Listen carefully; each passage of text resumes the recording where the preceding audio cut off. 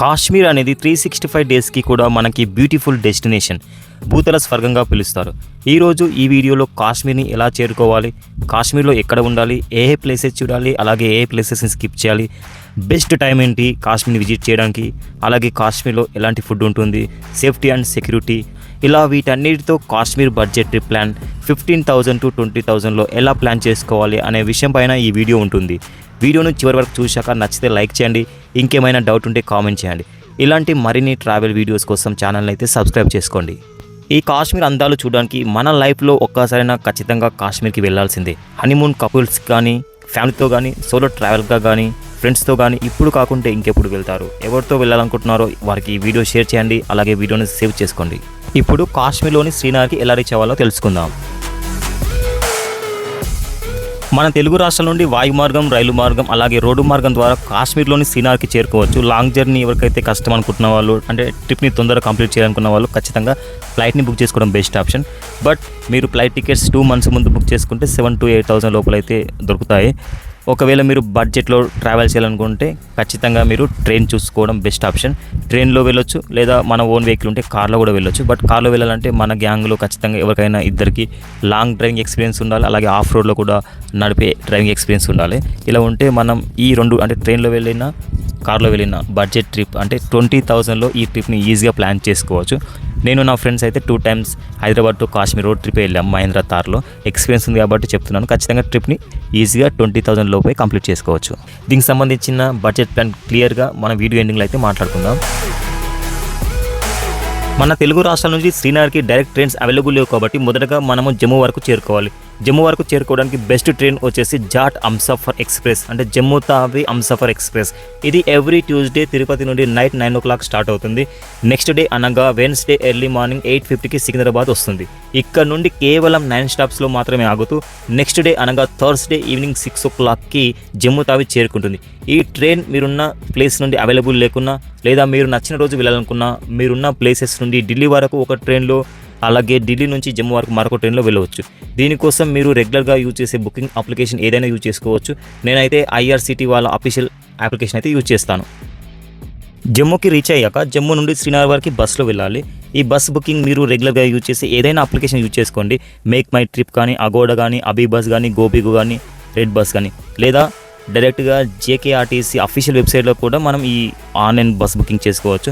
ఈ official website సంబంధించిన link screen పైన ఇచ్చాను, అలాగే డిస్క్రిప్షన్లో కూడా ఇస్తాను, చూడండి. బట్ బస్ బుకింగ్స్ మాత్రం మీరు రీచ్ అయ్యే టైం కన్నా 1 to 2 hours తర్వాత ఉన్న స్లాట్ బుక్ చేసుకోవడం బెటర్. ఎందుకంటే ఒక్కోసారి ట్రైన్ డిలే అవ్వచ్చు. వింటర్ టైంలో లో విజిబిలిటీ వలన ట్రైన్స్ అండ్ ఫ్లైట్స్ క్యాన్సిల్ అయ్యే ఛాన్స్ ఉంటుంది. కాబట్టి ఎప్పటికప్పుడు మీ బుకింగ్స్ అయితే చెక్ చేసుకుంటూ ఉండాలి. అడ్వాన్స్ బుకింగ్ కూడా జాగ్రత్తగా చేసుకోవాలి. శ్రీనగర్కి రీచ్ అయిన తర్వాత మనమైతే ఒక హోటల్లో చెక్ ఇన్ అవ్వాల్సి ఉంటుంది. దాల్ లేక్, లాల్ చౌక్ సమీపంలో హోటల్ బుక్ చేసుకోవచ్చు. దీనికోసం మీరు రెగ్యులర్గా యూజ్ చేస్తున్న ఏదైనా హోటల్ బుకింగ్ యాప్ని యూజ్ చేసుకోవచ్చు, like Agoda, MakeMyTrip. So ఈ యాప్ ఓపెన్ చేసిన తర్వాత మీ బడ్జెట్లో ఏదైనా హోటల్కి ఎక్కువ రేటింగ్ ఉండి, ఎక్కువ మంది రేటింగ్ వచ్చిన హోటల్ని అయితే బుక్ చేసుకొని పేమెంట్ చేయండి. బట్ ఇక్కడ పేమెంట్ చేసేటప్పుడు ఖచ్చితంగా మన మొబైల్ అయితే నెట్వర్క్ ఉండాలి. ఎప్పుడైతే మనం కాశ్మీర్లో ఎంట్రీ అవుతామో మన ప్రీపెయిడ్ సిమ్ పనిచేయం కాబట్టి మనం పేమెంట్ చేసేటప్పుడు క్రెడిట్ కార్డ్తో OTP అవసరం పడుతుంది. కాబట్టి మనం కాశ్మీర్ వచ్చేటప్పుడు మన ప్రీపెయిడ్ సిమ్ని పోస్ట్ పెయిడ్ కన్వర్ట్ చేసుకోవడం బెటర్. లేదు UPIతో పేమెంట్ చేయాలనుకుంటే ఇక్కడ కాశ్మీర్ వచ్చిన తర్వాత ఏదైనా ఒక లోకల్ సిమ్ని మన ID ప్రూఫ్ ఇస్తారు, తీసుకొని మనం నెట్వర్క్తో అయితే ఈ UPI పేమెంట్తో ఈ హోటల్ బుకింగ్ అయితే సక్సెస్ చేసుకోవచ్చు. హోటల్స్ అయితే ₹500 నుంచి దొరుకుతాయి ఒక్కరికైతే. ఇద్దరు అనుకుంటే 1,000 రూపీస్ పెట్టి మంచి రూమ్ తీసుకోవచ్చు. లేదా సోలోగా వస్తే జోస్టల్ శ్రీనగర్ హోటల్లో అయితే ఉండొచ్చు. ప్రైస్ 500 నుంచి ఉంటుంది. అంటే సీజన్ బట్టి ఇది మారుతూ ఉంటుంది. మేము కాశ్మీర్ వచ్చినప్పుడు రాయల్ పార్క్ హోటల్ అయితే బుక్ చేసుకున్నాము. మాకు 2,000కి 3 members అలో చేస్తూ ఒక మంచి రూమ్ అయితే ఇచ్చాడు. బట్ రేట్స్ అనేవి సీజన్ బట్టి మారుతూ ఉంటాయి. సో ఒకవేళ ఈ హోటల్కి సంబంధించిన లింక్ ఏమన్నా కావాలంటే డిస్క్రిప్షన్లో ఇస్తాను, దానికి సంబంధించిన లొకేషన్ అవన్నీ. అవసరం వాళ్ళు చూడండి. ఎప్పుడైనా మీరు వింటర్లో వచ్చినప్పుడు ఖచ్చితంగా మన హోటల్ రూమ్లో ఖచ్చితంగా హీటర్ ఉన్న రూమ్లే బుక్ చేసుకోవాలి.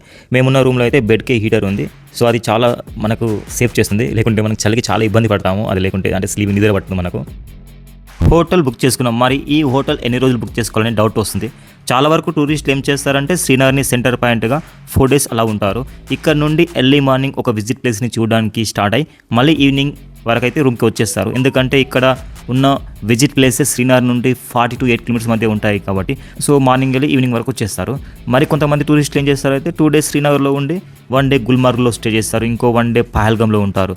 ఈ విధంగా మనకు నచ్చినట్టయితే ప్లాన్ చేసుకోవచ్చు. అంటే 4 డేస్ శ్రీనగర్లో ఉండొచ్చు, లేదంటే 1 డే శ్రీనగర్లో ఉండి 1 డే గుల్మార్గ్లో, 1 డే పహల్గామ్లో, 1 డే హౌస్ బోట్లో, ఇలా మన ప్లాన్ బట్టి మనమైతే ఇక్కడ స్టే చేయాల్సి ఉంటుంది. ఇప్పుడు డే వైజ్ ఏ ప్లేసెస్ చూడాలి, లోకల్ ట్రాన్స్పోర్ట్ డీటెయిల్గా తెలుసుకుందాం. రూమ్ చెక్ ఇన్ అయిన తర్వాత కొంచెం రెస్ట్ తీసుకొని ఫస్ట్ అయితే శ్రీనగర్లో లోకల్లో ఉన్న ప్లేసెస్ అయితే చూడాలి. Tulip garden, Shalimar garden, the లేక్లో shikara ride, Shri Shankaracharya temple, Nishat garden, వీటిలో మీ టైంని బట్టి మీరైతే ప్లాన్ చేసుకోవాలి. ఇవన్నీ చూడాలంటే 2 డేస్ టైం పడుతుంది. బట్ నాకైతే ఈ గార్డెన్స్ ఇవన్నీ ఇష్టం ఉండదు, కావున నేనైతే ఈ గార్డెన్స్ అయితే చూడలేదు. వింటర్లో ఈ గార్డెన్స్ అంతా ఏముండవు, చూడాల్సిన అవసరం లేదు. ఒకవేళ సమ్మర్ టైంకి వెళ్తే ఖచ్చితంగా టులిప్ గార్డెన్ చూడండి, చాలా కలర్ఫుల్గా ఉంటుంది. బట్ డల్ లేక్లో షికార్ రైడ్ అయితే ఖచ్చితంగా చేయాలి. అలాగే షికార్ రైడ్ పక్కన అంటే డల్ లేక్ పక్కన శంకరాచార్య టెంపుల్ ఉంటుంది, ఖచ్చితంగా శంకరాచార్య టెంపుల్ను విజిట్ చేయాల్సిందే. ఈ శంకరాచార్య టెంపుల్ చాలా పురాతనమైన హిందూ దేవాలయం. కాశ్మీర్లో ఉన్న హిందువులకి ఇది పవిత్రమైన ఆలయం. ఈ టెంపుల్ శంకరాచార్య కొండపై ఉంటుంది. ఈ టెంపుల్లో శివయ్య కొలువై ఉన్నారు. ఈ టెంపుల్కి పైకి వెళ్ళడానికి కొన్ని స్టెప్స్ అయితే ఎక్కాల్సి ఉంటుంది. టెంపుల్ పైకి వచ్చాక టెంపుల్ లోపలికి మొబైల్ అలా ఉండదు కాబట్టి మొబైల్ డిపార్ట్ చేసి శివయ్యను దర్శనం చేసుకొని కొండపై నుంచి ఈ శ్రీనగర్ యొక్క అందమైన వ్యూని అయితే చూడొచ్చు. దాలకు అయితే ఇంకా సూపర్గా కనిపిస్తుంది. ఈ శంకరాచార్య టెంపుల్ దర్శనం అయిపోయిన తర్వాత పక్కనే ఉన్న డల్ లేక్కి వచ్చేయండి. ఈ డల్ లేక్లో మనం చేయాల్సింది షికారా రైడ్. ఈ విధంగా అందంగా అలంకరించబడిన చెక్కతో తయారు చేసిన చిన్నపాటి పడవలనే షికారా అంటారు. ఈ షికార్ రైడ్కి ప్రైస్ వచ్చేసి 700 నుంచి 2500 వరకు అయితే ఛార్జ్ చేస్తారు. అంటే టైం డ్యూరేషన్ బట్టి ప్రైస్ ఉంటుంది. సో ఈ షికార్ రైడ్ కంప్లీట్ కావడానికి 1 అవర్ అని 2 అవర్స్ అని ఇలా ఉంటుంది. సో మనకు 1-2 అవర్స్ అయితే సరిపోతుంది. ఒక్క షికారా రైడ్లో మనం 4 మెంబర్స్ అయితే కూర్చోవచ్చు. సో మనం మాట్లాడుకుందాన్ని బట్టి ఒక్క షికార్ రైడ్కి ఈ 4 మెంబర్స్ కలిసి 1000 to 1500, ఒకవేళ సీజన్ లేకుంటే 700కి వస్తారు, కొద్దిగా సీజన్ ఎక్కువ ఉంటే. సో సీజన్ బట్టి మారుతూ ఉంటుంది. మనమైతే ఖచ్చితంగా ఈ 2 అవర్స్కి 1500 లోపే మాట్లాడుకోవాలి 4 మెంబర్స్కి. లేదు మీరు 4 మెంబర్స్ లేకుంటే ఇద్దరికైనా అంతే ఛార్జ్ చేస్తారు. సో మన ఇష్టం, అది షేరింగ్లో వెళ్ళొచ్చు లేదా ఇద్దరమైనా వెళ్ళొచ్చు. బట్ ఒక షికార్ రైడ్కి 700 నుంచి 2500 వరకు ఉంటుంది. అది కూడా టైం డ్యూరేషన్ బట్టి, సీజన్ బట్టి ఉంటుంది. మనమైతే మాట్లాడుకోవాలి. మేము వెళ్ళినప్పుడు షికార్ రైడ్కి 1500 అయితే పే చేశాము. సో అతని నెంబర్ కావాలంటే స్క్రీన్ పైన ఇచ్చాను చూడండి. చాలా మంచిగా గైడ్ చేస్తాడు. ఇక్కడ ఉన్న లోకల్ పీపుల్స్ గురించి కానీ ఇక్కడ ఉన్న ప్లేసెస్ గురించి అయితే చాలా బాగా చెప్పాడు. సో ఈ షికార్ రైడ్కి సంబంధించిన ఫుల్ వీడియో నా యూట్యూబ్ ఛానల్లో ఉంది. ఎవరైతే అవసరం ఉంటే వాళ్ళు చూడండి, చాలా బాగుంటుంది వీడియో. ఈ షికార్ రైడ్ మననైతే మరో కొత్త ప్రపంచంలోకి తీసుకెళ్తుంది. ఎందుకంటే ఈ షికార్లో మనం వెళ్తుంటే లోకల్ పీపుల్స్ మరో షికార్లో వచ్చి మనకైతే కాశ్మీర్ ఫేమస్ అయిన కాశ్మీర్ టీ కావా అయితే ఇస్తారు. 50 రూపీస్ అయితే ఛార్జ్ చేస్తారు. బాగుంటుంది, ఖచ్చితంగా టేస్ట్ చేయండి. అలాగే కాశ్మీర్లో ఫేమస్ అయిన అక్కడ ఉన్న లోకల్ అంటే ఏమైతే ఫేమస్ ఉంటాయో అవి హ్యాండీక్రాఫ్ట్స్ కానీ ఫ్రూట్స్ కానీ ఇవైతే మనకైతే మధ్య మధ్యలో వచ్చి అమ్ముతుంటారు. మనకు నచ్చితే తీసుకోవచ్చు. నేనైతే ఈ చిన్న షికార్ని అయితే తీసుకున్నాను. ఈ షికార్ రైడ్లో మనం వెళ్తుంటే దాల్ లేక్ అటు పక్కన ఇటు పక్కన అందమైన హౌస్ బోట్స్ అయితే ఉంటాయి. ఈ హౌస్ బోట్స్లో కొత్తగా పెళ్ళైన కపుల్స్ హనీమూన్కి వచ్చినప్పుడు ఇక్కడైతే స్టే చేస్తారు, లేదా ఫ్యామిలీతో వచ్చినా కూడా స్టే చేయొచ్చు. బట్ ప్రైస్ మాత్రం 2000 to 12,000 వరకు ఉంటుంది. అంటే స్టాండర్డ్ అని, డీలక్స్ అని, సూపర్ డీలక్స్ అని ఉంటుంది. సో మన బడ్జెట్ని బట్టి మనమైతే బుక్ చేసుకోవచ్చు. ఈ బుకింగ్ కోసం booking.comలో కానీ మేక్ మై ట్రిప్లో కానీ ఎక్కువ రేటింగ్ చూసి బుక్ చేసుకోవడం బెటర్. ఎవరైతే ఈ హౌస్ బోట్లో స్టే చేయాలనుకుంటున్నారో వారైతే హౌస్ బోట్లో చెక్ ఇన్ అయిన తర్వాత ఈవినింగ్ టైంలో షికార్ రైడ్ చేయడం చాలా బాగుంటుంది. ఈ షికార్ రైడ్ కంప్లీట్ అయిన తర్వాత ఇంకా మీరు లంచ్ అలా చేసుకొని టైం ఉంటే మీరు ఇంకా లోకల్లో ఉన్న ఏదైనా ఒక గార్డెన్ చూడండి. ఇంతకుముందు చెప్పిన కదా గార్డెన్ నేమ్స్, ఆ గార్డెన్స్ చూడండి. ఎవరైతే ఇష్టపడతారో, అలాగే ఎవరికైతే షాపింగ్ ఇష్టం ఉంటుందో వాళ్ళు కూడా షాపింగ్ చేసుకోవచ్చు. షాపింగ్కి వచ్చేసి ఈ లాల్ చౌక్ దగ్గర అయితే చాలా ఫేమస్. సండే రోజు అయితే షాప్స్ కాకుండా రోడ్డు పైన కూడా కిలోమీటర్ల పొడవున్న ఈ షాపింగ్ అయితే జరుగుతుంది. సో షాపింగ్ లవర్స్ ఎవరైతే ఉన్నారో షాపింగ్ కూడా చేసుకోవచ్చు. ఈవినింగ్ వరకు మీ హోటల్ రూమ్కి వచ్చేయండి, రెస్ట్ తీసుకొని భోజనం చేసి హాయిగా అయితే పడుకోండి.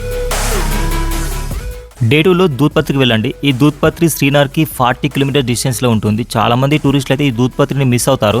కానీ కాశ్మీర్లో టాప్ టూరిస్ట్ ప్లేస్లలో దూద్పత్రి ఒకటి. ఖచ్చితంగా ఈ దూద్పత్రిని మిస్ అవ్వకండి, చాలా బ్యూటిఫుల్గా ఉంటుంది.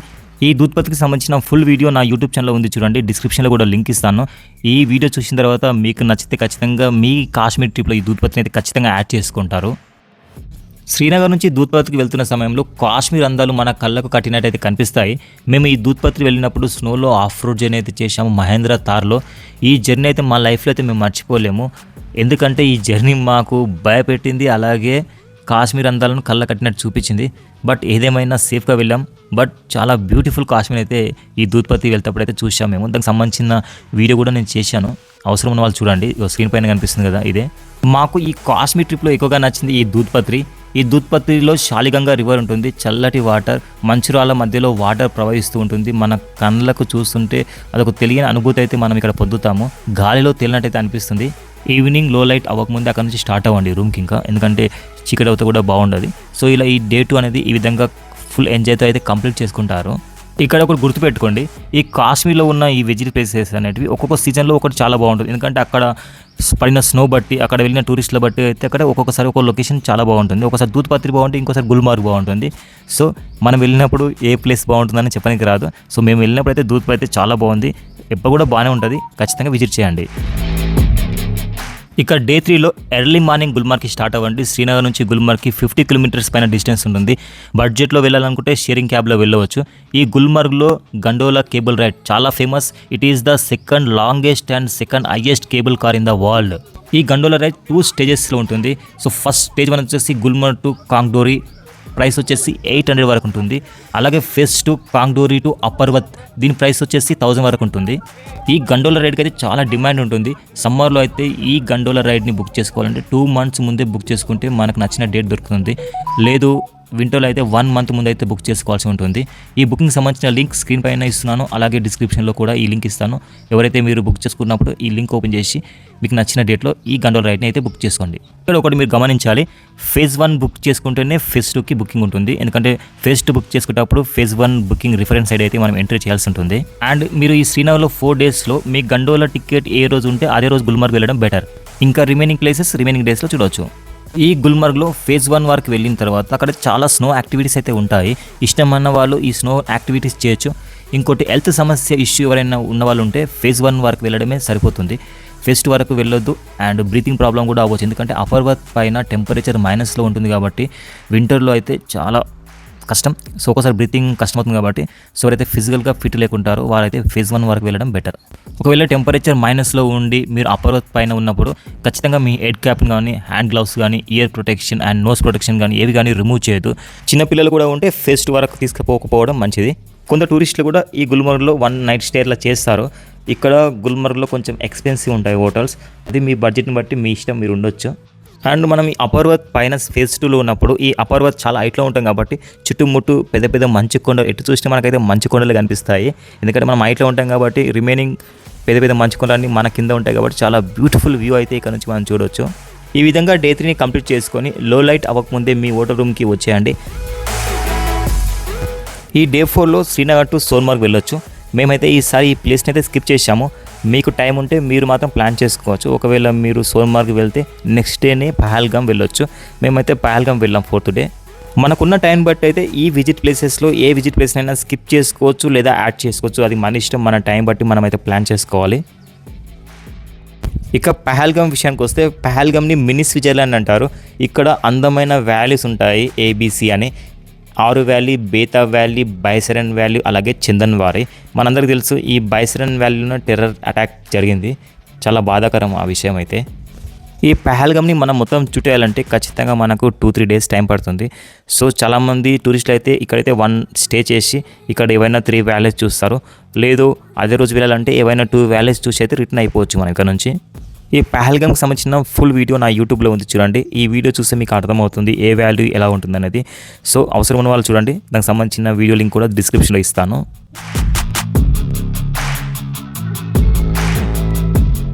ఈ విధంగా మనం శ్రీనగర్లో చూడాల్సిన ప్లేసెస్ అయితే కంప్లీట్ చేస్తాం.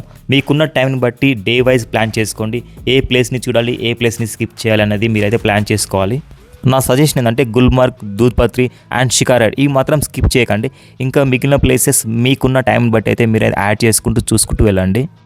ఇంకొంతమంది టూరిస్టులు ఏం చేస్తారంటే జమ్మూకి చేరుకున్న తర్వాత జమ్మూకి దగ్గరలో ఉన్న కాట్రా పట్టణం సమీపంలో త్రికూట పర్వతం పైన మాతా వైష్ణోదేవి ఆలయం ఉంటుంది.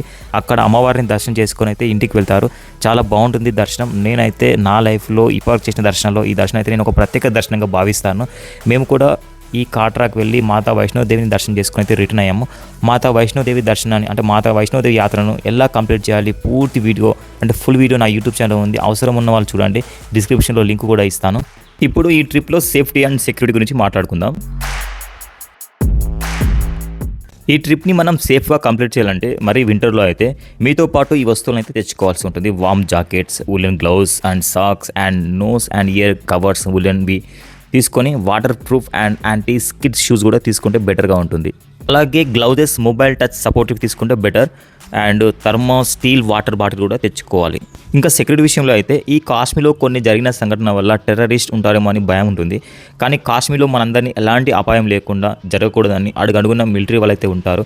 ఇప్పుడు కాశ్మీర్ అయితే సెక్యూరిటీ బాగా పెరిగింది కాబట్టి మనం ధైర్యంగా ఈ ట్రిప్ని కంప్లీట్ చేసుకోవచ్చు. ఇక ఫుడ్ విషయానికి వస్తే కాశ్మీర్లో నాన్ వెజిటేరియన్స్కి అయితే పండుగనే చాలా రకాలుగా డిఫరెంట్ నాన్ వెజ్ ఐటమ్స్ అయితే ఇక్కడ దొరుకుతాయి.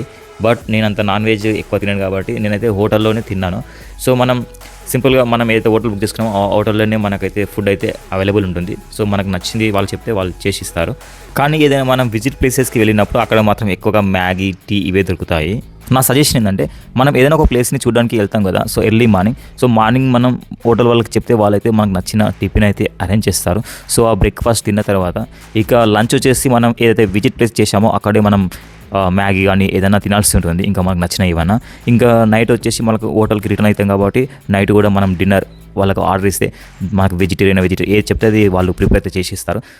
ఇప్పుడు ట్రిప్ని 15,000 to 20,000 బడ్జెట్లో ఎలా ప్లాన్ చేసుకోవాలో తెలుసుకుందాం.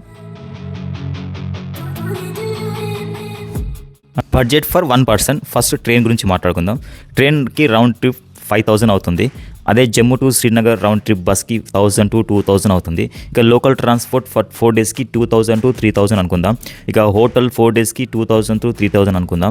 అలాగే ఫుడ్ 8 daysకి, ఎందుకంటే మనం ట్రైన్లో విధంగా మనం ఫుడ్ తినాలి కాబట్టి, సో ఫుడ్ 8 daysకి 3,000 to 4,000 అయితే అవుతుంది.